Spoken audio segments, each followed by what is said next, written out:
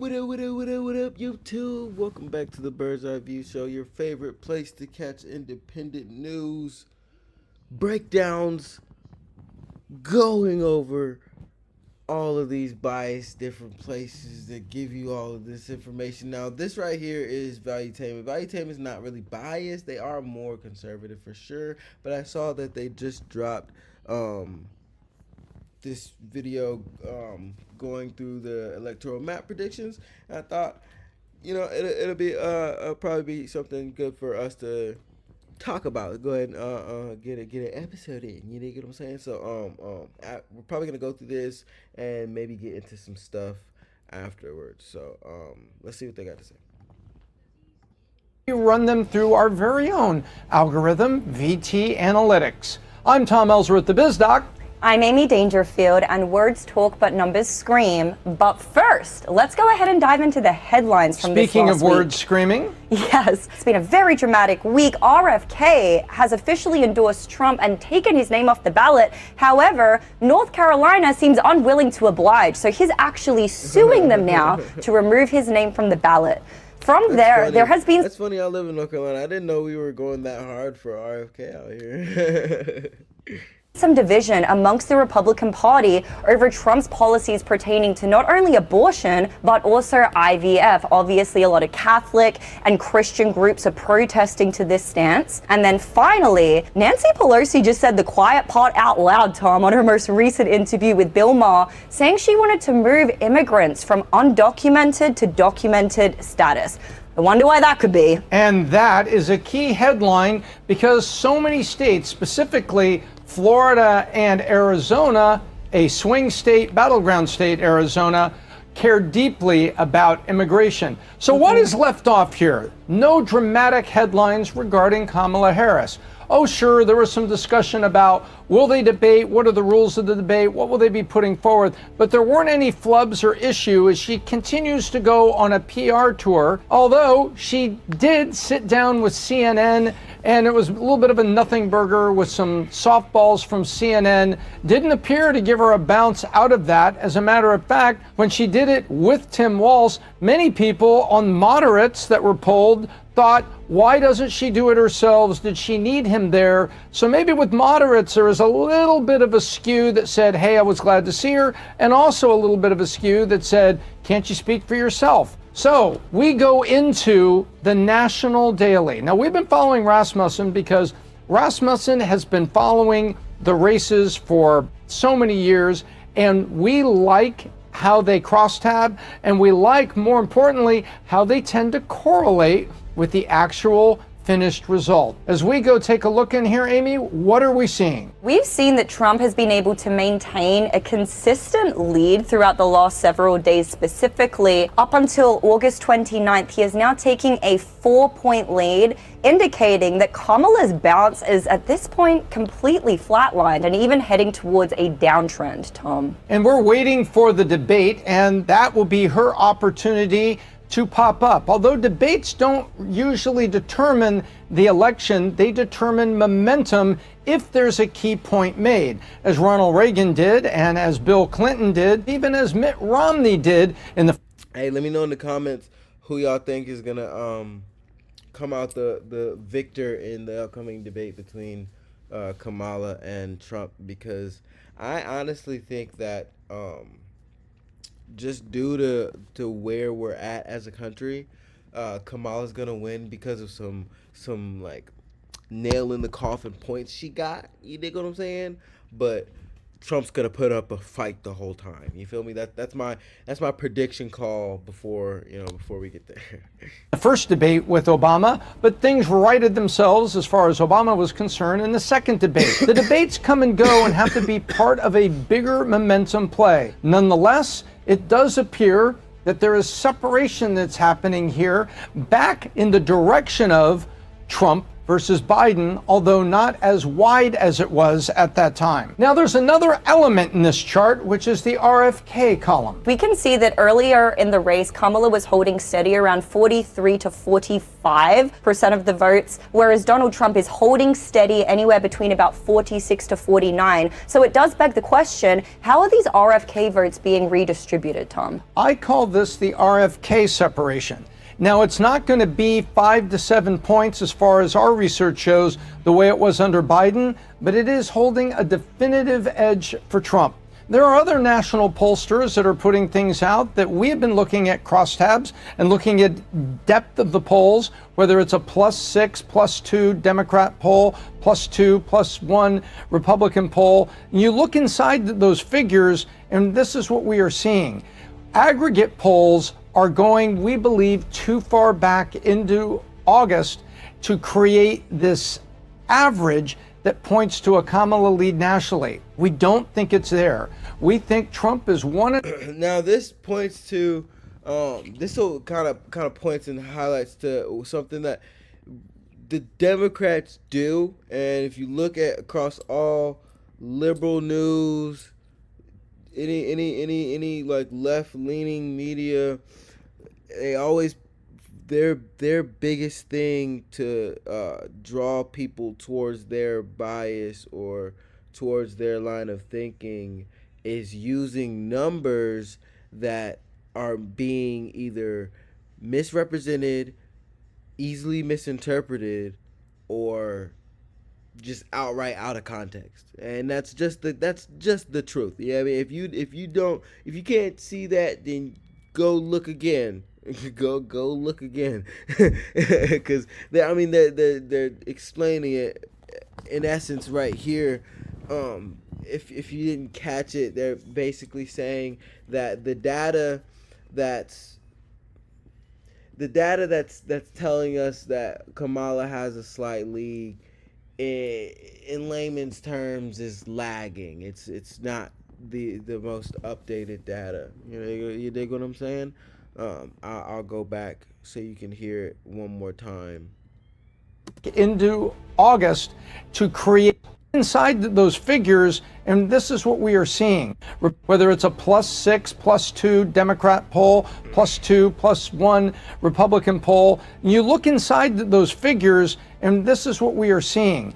Aggregate polls are going, we believe, too far back into August to create this average that points to a Kamala lead nationally. We don't think it's there. We think Trump is 1.5. You see, like, if you reach far enough, you can find the lead, and then you put it in front of everybody. It's like, yeah, we got the lead. We got the numbers from way back when. Then we took some new poll numbers. We're going to add them numbers there back then, too. So the average kind of, you see how easy it is to kind of shift your perception on a statistic.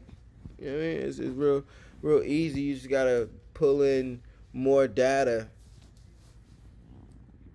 that kind of changes the context of the statistic, To 2 points on a national basis. Now, we got our hands on some polling data that was also published in the Wall Street Journal talking about how the playing field has changed among voting groups. Those voting groups, when you aggregate it all together, and it's we the people in the United States, gives you that national poll. Let's take a look here. So first thing we do is you go back and take a look at what was the support among voting groups. Here's Black voters, Latino voters, and the spread that was held by the candidates in 2020, Biden, Trump, and now 2024, Biden-Harris, because there's been enough time to do the research. This is exactly what we said was going to be coming out if you gave it a couple weeks' time so the pollsters could do their job and then we could do ours, assessing what we feel the bias or the strength of those respective polls were. Biden, where he was in 2020, Trump in 2020, and let's look at the change. Biden was over far more than 10 points. It was 16, 17 points down among black voters this go around 2024. Trump was up, about 9 points with black voters. Now Trump is up 5 versus the election in 2020. Harris is down 10 versus the election in 2020. So you see, this is what part of the panic is about the African American or black American vote. Latino voters, Biden was down almost 10, Harris is now down 6, and Trump was up 6 and now up 3. So Trump is up with both of these groups. So let's take a look at age demographics. Between the ages of 18. I mean, that's not surprising, but see, I'm willing to bet if you were to dissect the numbers by sex, male and female, then it would look like you would see a lot of like women going towards Kamala in the black community. And I mean that's just the truth. But as far as like the black community as a whole, just because there's so many dudes, you know, I guess it's skewing that, or I'm just wrong. But I know a lot of black women. I don't know many that like Trump. Now, granted, they're out there. They're for sure out there. There's a lot out there, but just I mean. I don't think obviously not, crazy minorities, because it's not enough people that like Kamala to like skew this number that they have here. You know what I mean? To 29, we can see that Donald Trump has been slowly increasing his support amongst the younger demographics. Trump is up 8 percentage points compared to where he was in the year 2020. And when we take a look at that compared to Biden, Biden was slowly losing support among the younger demographics. We can see that he dropped here all the way down to about 15 percentage points there. Quite the drop. And Harris has picked it up a little bit. She's down 12 percentage points. However, compared to where Biden was sitting during the 2020 elections, the Dems are in a little bit of trouble with this age demographic. But it's not so much the case with their grandparents, it seems. We can see that Harris and Trump are tracking at a very similar level. There seems to be a tie of around 49% among senior voters. And by comparison, with a tie of around 40%. That right there is what the Democrats have basically been touting for the past week, 2 weeks maybe, that it's things are so close. Things are so close. Things are so close in the oldest demographic, but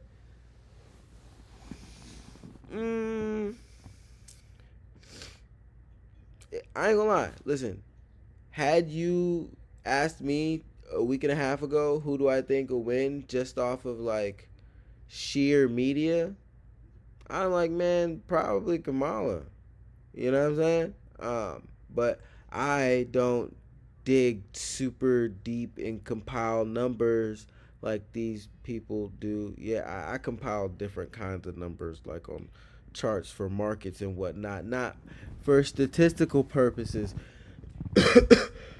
or at least presidential statistical purposes.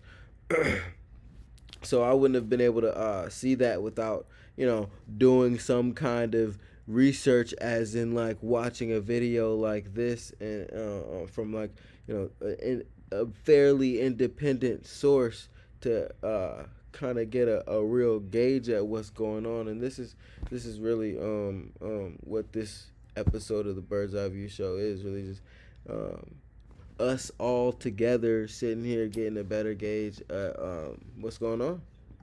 89% among senior voters, and by comparison, we can see that Harris is tracking at around about the same level, if not a little bit better than when Biden was during the 2020 election. And Trump's actually down 2 points with those seniors, so that's interesting. Now let's dive even deeper. Let's go into the great gender debate, men and women. Now, when we take a look at it by gender, we can see that the Biden-Harris administration has been seeing a steady decrease in their support from male voters. Wonder why that could be. We can currently see that she is down 4 percentage points from where Biden was during the 2020 elections. However, when we look at Trump, we can see that he has been steadily increasing his support from male voters. He's currently sitting up 2 percentage points from where he was in 2020. Interestingly, when we take a look at the support amongst women, we can see that Harris has actually lost a little bit of support compared to where Biden was in 2020. Now, I was personally a little surprised by this with all of the discourse about abortions, women's reproductive rights, and surprised to see that Trump has even gained a little bit of support compared to where he was sitting in the 2020 elections, Tom. Hey, yo, now we go by women like Trump more now.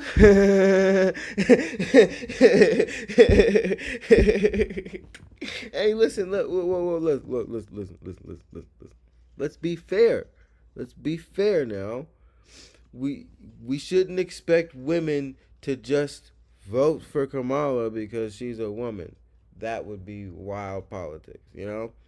But at the same time, this is pretty surprising. You dig what I'm saying? This is very surprising. I wish they could break down, like, I know they probably won't because of, like, you know, sponsor reasons and, you know, a whole lot of reasons. But I wish I'm probably gonna, like, after we get through with this, I want to go and see what the, like, demographics of, like, how these numbers are moving for black women specifically. I just want to know because they say women, like, what women? Because I want to see it. I want to see the numbers. But yeah, that's a little surprising. That's a little surprising. You know? Race and education. And what's interesting here, you look at Caucasians, college educated. Harris is right where Biden was, whereas Trump is down a little bit. So the Caucasian, college educated people, Trump has lost a little support, with Harris right where Biden was. But when you go to non-college, both have lost a little bit of support, with Trump being down a point and Harris down 2 points. When you put all of this together, the interesting point is, if Trump is gaining a little here, here, and here, while it's marginal, what's up at the polls on a national basis that are saying, oh, Kamala Harris is up by 5? We don't buy some of what we've been seeing. We dive in and we see a +5 or a +7 toward Democrat bias in the polls based on the group that they were able to assemble during the polling of registered voters or likely voters. And when we see all of that, and we see headlines saying maybe she's got a 4-point lead, we say, okay, whose poll, what mainstream media outlet, who's talking, because they're forming narratives with it. We dove into this. Like I'm saying, that's why we here. You feel what I'm saying? Like, we on the regular, you know, regular weekly show, we go, we look at, you know, we look at news from the left, we look at news from the right, and then we look at some independent news, and we break it all down and get all nitty and gritty with it. But it's the reason why we do this, because they form biases and they form narratives. And you know what? It's whatever. Form your bias, form your narrative, because I see through the bull.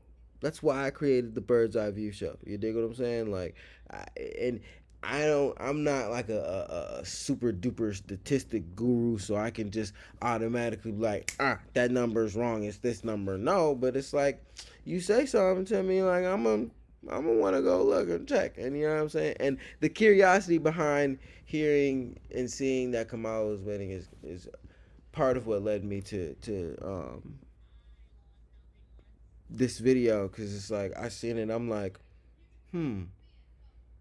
it's like sounds about right. Let's click on that. You know what I mean? You read the title, it's like, sounds about right. You know what I mean? This, and as you can see, we don't exactly see a path here where she could be 5% up on a national basis. That's why we feel Trump is probably 1.5 points up on a national basis when you normalize out the bias. And there's a lot of polls out there that have that bias. So that's it for the national view now. Amy, take us through the state. Where are we headed? This time it's a little different because we're heading back to Arizona. And we wanted to head back to Arizona because a lot has been going on in this state. Obviously, after RFK's endorsement of Trump, this was the first state where they actually held an official rally together in Glendale. Fireworks, festivities, celebrations. But we were curious to see the way that this endorsement and that rally would impact the polls for Arizona. We can actually see the major point of difference right here, the breakout that is occurring where both Trump and Kamala seem to be on a little bit of an uptrend. Is this due to the redistribution of votes from RFK dropping out of the race? And we can see that it is a very close race. It is razor-thin margins. However, Trump is maintaining his lead in Arizona. We're also seeing some textbook charting here. A candidate gets a bounce, impacting another candidate, but not nearly as much impact on the other candidate as the bounce they receive. They come together and then they settle, and then they both rise when you remove the third-party candidate. Again, this is a textbook example of exactly what we thought we'd be seeing, with now Trump starting to build the margin back. Is he going to build a 5 to 7 point margin as he had over Biden? Don't think so. Arizona should remain tight, but it's definitively on multi-weeks of poll now leaning toward Trump. So now, a deep dive into some of the individual pollsters that make up that aggregate that we were just taking a look at. As we can see, there are 3 new polls that have been released, anywhere between the 28th to the 30th of last month. And we can see that Insider Advantage actually has Trump and Harris nearly dead even, with Trump polling at 49% and Harris polling at 48%. When we take a look at the next poll, which is sponsored by The Telegraph, we can see that Trump is actually up by 1%, and we can see that this is made up of 530 likely voters. Remember, we told you that when you're looking at these different polls, you want to take a look at the likely voter sample. And then finally, we have Emerson College, sponsored by The Hill, which tends to be a little bit more of a left-leaning publication. So it's surprising to see that Trump is actually up by 4 percentage points here.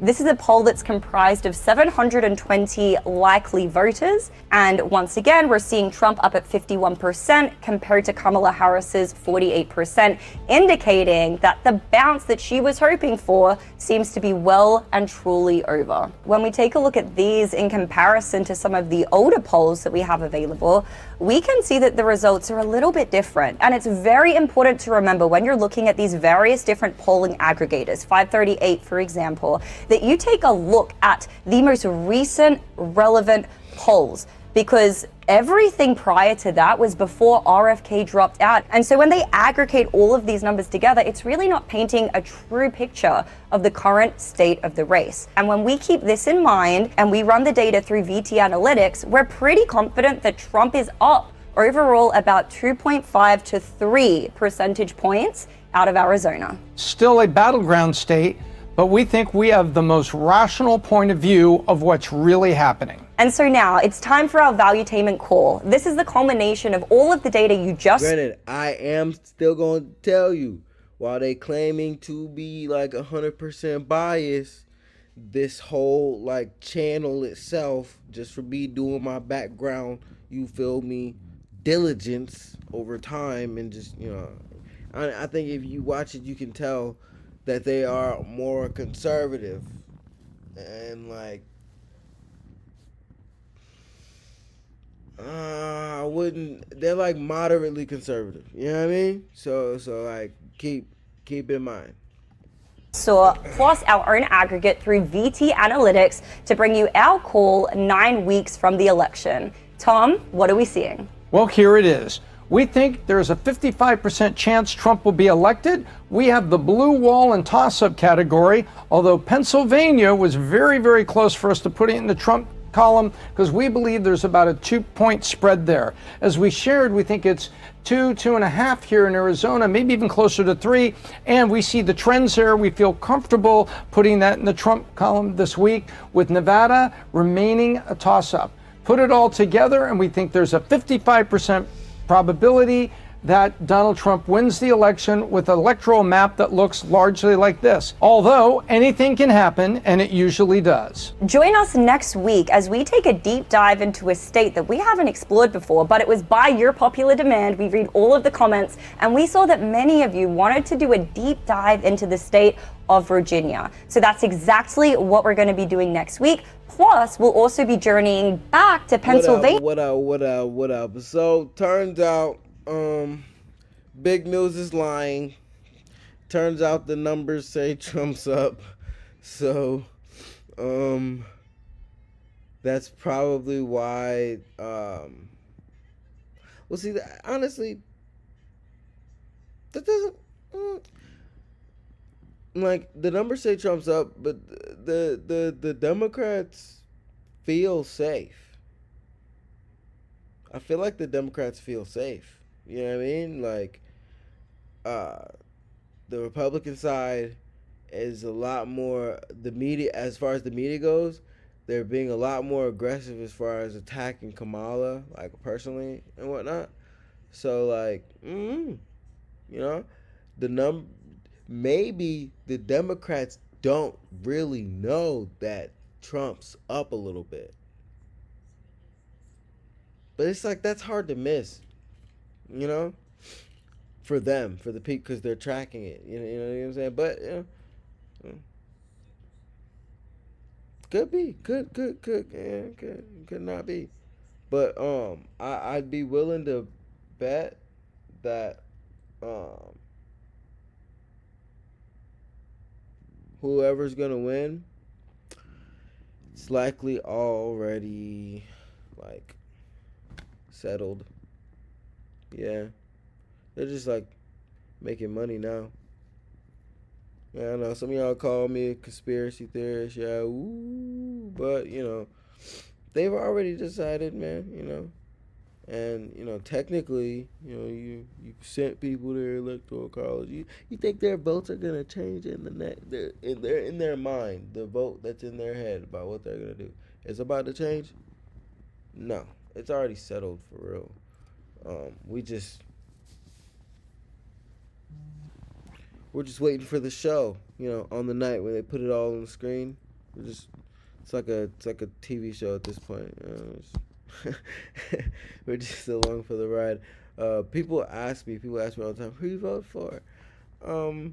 Neither. I don't agree. Both of them are gonna shatter the economy, and